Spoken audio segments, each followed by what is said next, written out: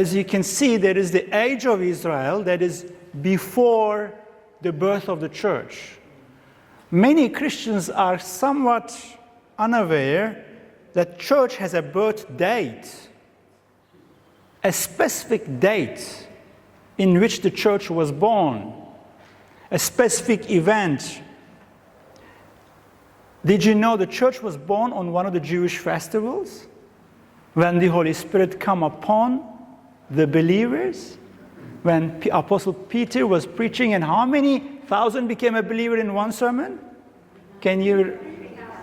3,000 plus. That is the event, that is the moment, that is the date the church was born. And after that, in that moment, we entered into the church era. Or sometimes we also say the grace era. When we say grace era or the church age, what we mean is, from that day, from the birth of the church, until a specific event in the future, anyone, anywhere, across the whole world, from any tribe, from any race, from any language, can come to God through the grace of Jesus Christ. That's why we call that the grace era.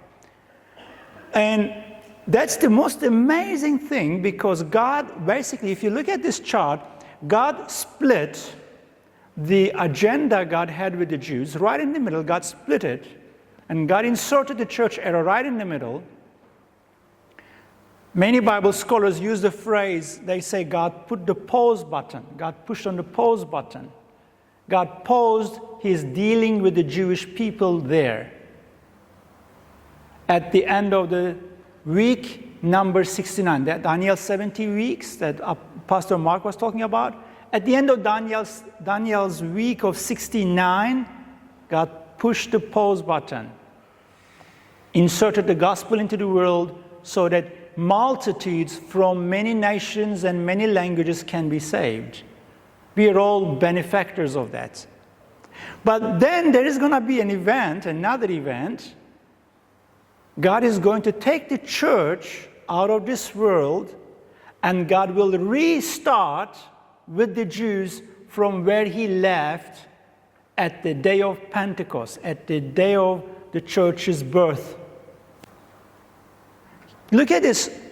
Try to look at and try to understand this diagram, because this diagram is the best summary of what is lying ahead of us in terms of trying to understand the chronological order of events. If that also means, this diagram also clearly shows that the church age is not unending. It's not open-ended. There is an end. Just like a human being has a birthday and a death day, if you go to a graveyard, you will see on every gravestone the day a specific person was born and a day he had died.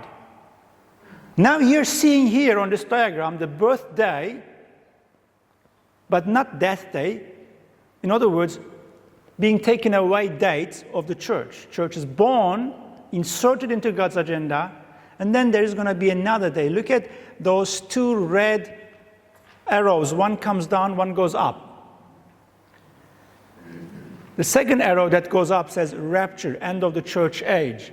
So now Pastor Mark covered that.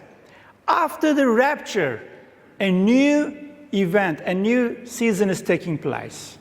That is the final week, the 70th week. What is happening there is, after God has taken church out of the world, together with the Holy Spirit, God turns his focus, his attention back to the Jewish people. And God starts continuing with them from where he left before the birth of the church. This is not our idea, friends. This is clearly, in great details, laid out in the Bible as God's timeline for the ages on earth.